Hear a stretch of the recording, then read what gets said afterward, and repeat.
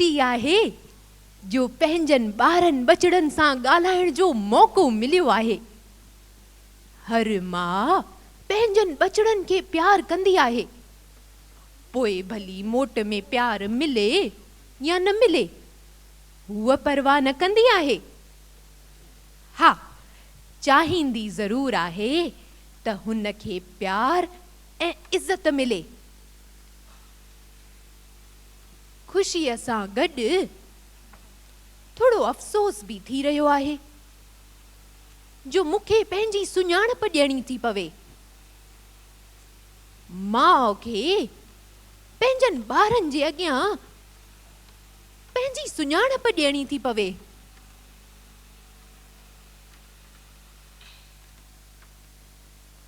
मां सिंधी ॿोली आहियां, सिंधी ॿोली, तव्हां सभिनी जी माता।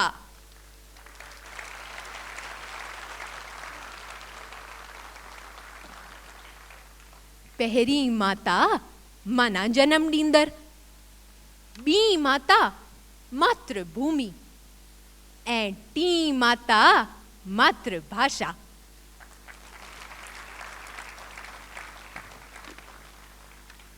हिते वेठल नंढड़नि ॿारनि ऐं नौजवाननि खे ईअं लॻंदो हूंदो कि ये बुढ़िया वरी कौन है और ये सब फालतू कपड़े पहनकर यहाँ क्यों आई है, ये हमारी मम्मी कैसे हो सकती है।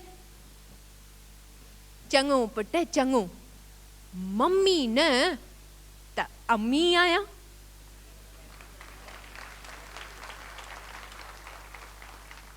रूप रंग थोड़ा अलॻि आहिनि, पाइण ॻाल्हाइण जो तरीक़ो अलॻि थी सघे थो, पर इहो सच आहे त मां तव्हांजी माउ आहियां।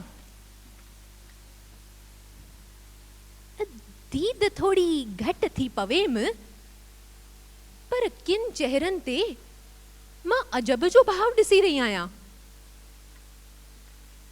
छा कजे, मुंहिंजनि किन बचड़नि मूंखे पंहिंजनि घरनि मां, पंहिंजे वहिंवार मां, पंहिंजनि दिलियुनि मां ई मूंखे कढी छॾियो आहे, त मूंखे कीअं सुञाणींदा। ॾुख त ॾाढो अथमि, पर लाचार आहियां। हाणे मां हिते आई आहियां त थोड़ो पंहिंजे खानदान जे बारे में, थोड़ो पंहिंजे इतिहास जे बारे में ज़रूर ॿुधाइण चाहींदसि। हाणे बचड़ा, तव्हां ॼाणो था त संसार में केई ॿोलियूं ॻाल्हायूं वेंदियूं आहिनि। हर ॿोलीअ जो पंहिंजो कुल या चऊं त खानदान थींदो आहे। संसार में ॿोलियुनि जा अहिड़ा 12 खां 13 खानदान आहिनि। मुंहिंजो खानदान इंडो यूरोपियन आहे, जेको 4-5 हज़ार साल पुराणो आहे। हाणे अदी इन खानदान जा वरी केई कुटुंब थींदा आहिनि। मुंहिंजो वास्तो आर्य कुटुंब सां आहे। हाणे आर्य माना छा ख़बर अथव बचड़ा? कोई ॿुधाईंदो मूंखे? हाँ, ॿुधायो बचड़ा, आर्य माना छा? चङो, मां थी ॿुधायां। आर्य माना सुधरियल या चऊं त सभ्य। आर्य ॿोलीअ लाइ ग्रामर ठहियो, जंहिंखे पाण संस्कृत चऊं था। हाणे संस्कृत जी औलाद थिए प्राकृत, ऐं प्राकृत मां बचड़ा अशुद्ध यानी बिगड़ियल भाषाऊं जन्म वरितो। अहिड़ी ही अपभ्रंश रूप ब्राचड़ मां मुंहिंजो जन्म थियो। हाणे मां पंहिंजे खानदान जी ॻाल्हि करियां त ब्राचड़ अपभ्रंश मुंहिंजी माउ, पंजाबी मुंहिंजी भेण, पिशाची प्राकृत लॻे मुंहिंजी नानी, ऐं वरी वैदिक संस्कृत उहा लॻे मुंहिंजी तड़ नानी। हिंदी, बंगाली, गुजराती इहे सभु थियूं मुंहिंजियूं मासातियूं।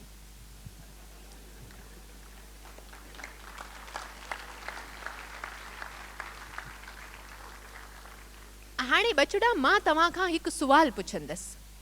तव्हां ॿुधायो त त मुंहिंजी उमिरि घणा साल आहे?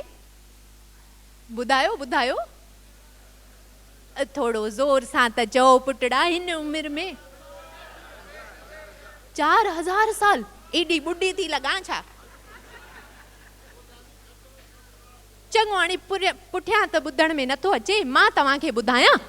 हा, मुंहिंजी उमिरि आहे क़रीब 1000 साल। नथी लॻा न एतिरी ॿुढड़ी?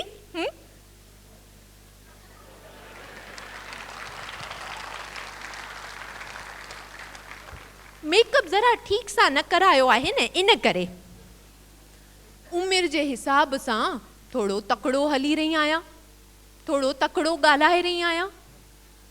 ठेठि या तुज़ सिंधी न, पर अवाम जी सिंधी ॻाल्हाए रही आहियां। भई मां त अंग्रेज़ी बि ॻाल्हाईंदी हुअसि, आख़िर हूअ बि त मुंहिंजी माइटियाणी लॻे नी। So I will talk English also नी। मुंहिंजा नौजवान बचड़ा केॾो ख़ुशि थी विया। बचड़ा, आख़िर ख़्वाहिश इहा ई आहे त मां तव्हां ताईं पहुची सघां ऐं तव्हां सभु मुंहिंजा बचड़ा मूंखे सम्झी सघो। याददाश्त शायदि थोड़ी कमज़ोर थी वई आहे, कुझु ॻाल्हियूं भुलिजी थी वञा। अरे, पर अञा मां मज़बूत आहियां, एतिरो जल्द लुढ़कण वारी न आहियां।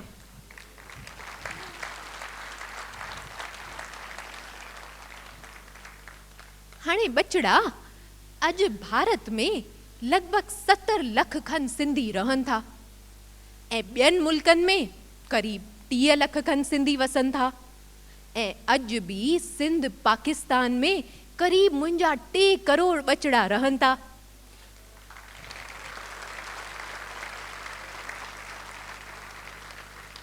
ईअं ॾिसजे त मां क़रीब 4 करोड़ बचड़नि जी माउ आहियां। पंहिंजो घणो औलाद ॿुधाईंदे माण्हुनि खे शर्म अचे ऐं असां ॿोलियुनि में घणो औलाद हुजे त फ़ख्रु थिए।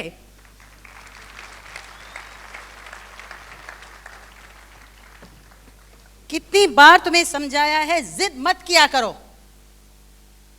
पर मम्मा, इतनी देर पढ़ने के बाद मैं 1 घंटा भी खेलने ना जाऊं? पहले अच्छे मार्क्स लाओ, फिर क्लास में 3rd रैंक लाया हूँ। फर्स्ट क्यों नहीं?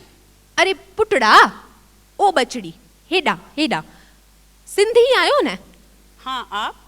मुंहिंजी ॻाल्हि छॾ, पहिरियों इहो ॿुधाए त पंहिंजे बचड़े सां छो झगड़े रही आई ऐं सिंधी हुअण बावजूद हुन सां हिंदीअ में छो ॻाल्हाए रही आई? मेरा बेटा क्या सिंधी समझेगा क्या? अच्छा, भला छो न समझंदो? जरूरत क्या है? पुटड़ी, मां त सिंधी समझां थी न, पोइ बि तूं मूंसां हिंदीअ में ॻाल्हाए रही आई। मैंने आपको बताया ना, सिंधी से हमें कोई फायदा नहीं है, इसकी जरूरत ही क्या है? पुटड़ी, पंहिंजी ॿोली, पंहिंजी मातृभाषा ॻाल्हाइण लाइ तोखे फ़ाइदो घुर्जे, कारण खपे। देखो माँ जी, मां सां प्यार करण में भला कोई फ़ाइदो या नुक़सान ॾिसंदो आहे? असां में शर्म हया असुल कोन्हे? असीं पंहिंजी माउ जी बेइज़ती करे रहिया आहियूं? धारी ज़बान में ॻाल्हाए असीं पंहिंजी माउ खे वेसारण वेठा आहियूं ऐं असांखे उन जो ज़रा बि अफ़सोस कोन्हे? देखो माँ जी, मेरे पास फालतू टाइम नहीं है और आप होती कौन है इतना उपदेश देने वाली? मां सिंधी ॿोली आहियां, तव्हां ॿिन्ही जी माता। सॉरी, मेरा मतलब है, मुंहिंजो मतलब आहे त जॾहिं सिंधी वहिंवार में ई कोन्हे त पोइ ॻाल्हाइजे छो? पुटड़ी, व्यवहार में तव्हां ॿियनि सां भले उन्हनि जी ॿोलीअ में ॻाल्हायो, पर पंहिंजे बचड़नि सां, पंहिंजे परिवार वारनि सां, पंहिंजनि सिंधियुनि रिश्तेदारनि सां त सिंधीअ में ॻाल्हायो। तूं सिंधी न ॻाल्हाईंदीअं, पुट, तूं सिंधी न ॻाल्हाईंदीअं त तुंहिंजो बचड़ो कीअं सिखंदो? ॻाल्हाइण लाइ पहिरियों क़दम आहे ॿुधणु। ॿारनि जे कननि ते जे सिंधी लफ़्ज़ पवंदा ई कोन त हू कीअं सिखंदा? पीउ त पैसा कमाइण में ऐं दुनिया भर जा झंझट पालण में पियो आहे, इहो रोल त मां खे निभाइणो आहे न पुट। जी जी हल पुट क्या? चल बेटा हल पुट मतलब चल बेटा।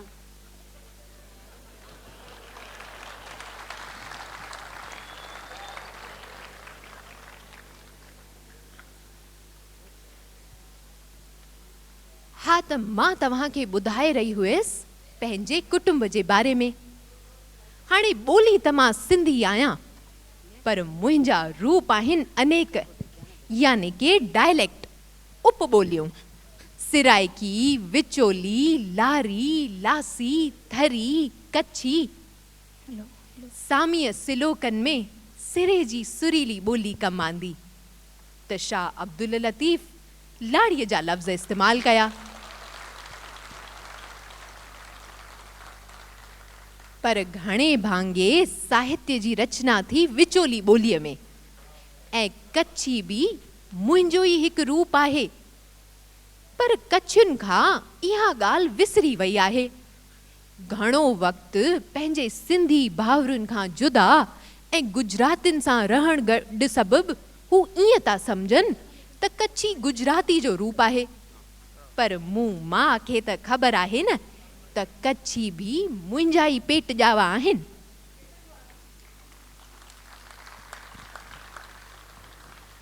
आज़ादीअ जो मूं ते असरु इहो थियो जो मुंहिंजो रूप वियो बदिलजंदो।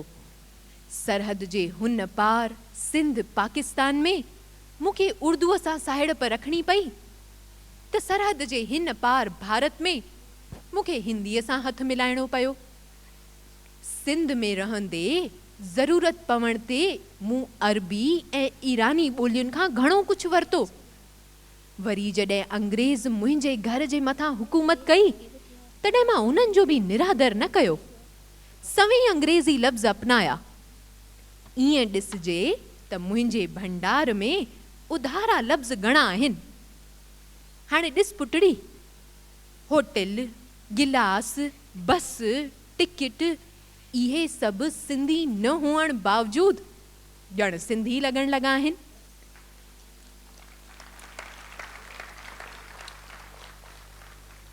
ऐं वरी चीनी लफ़्ज़ चांहि, मलेशिया जो लफ़्ज़ साबूदाणा ऐं फ्रेंच वर्ड कारतूस बि सिंधी कोन्हनि। ईअं ॾिसजे त ॾे वठि असां ॿोलियुनि जो गुण आहे।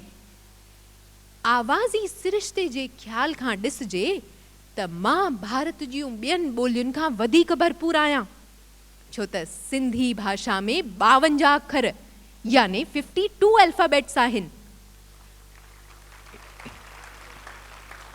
मुंहिंजा बचड़ा ॾाढा ख़ुशि था लॻनि अॼु। 10 सुर यानी अ आ इ ई, इहे त घणियुनि ॿोलियुनि में आहिनि, पर व्यंजन यानी डिक्शन ख, ग, ज़, इहे निराला आहिनि। ऐं वरी ब, ड, ग, ॼ, ञ, इहे आवाज़ त सिंधियुनि खां सवाइ ॿियनि जे गलनि मां निकिरंदा ई मुश्किल।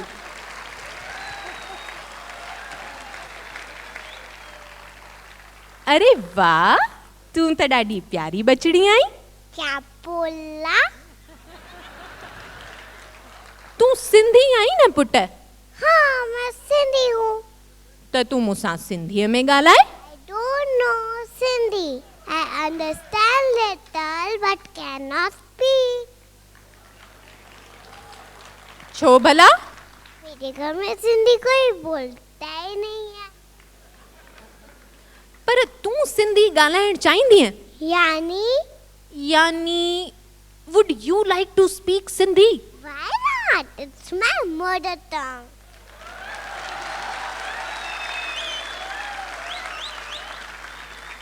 अरे वाह, ॾाढो सुठो बचड़ी। यानी very good my child. God bless you. Thank you.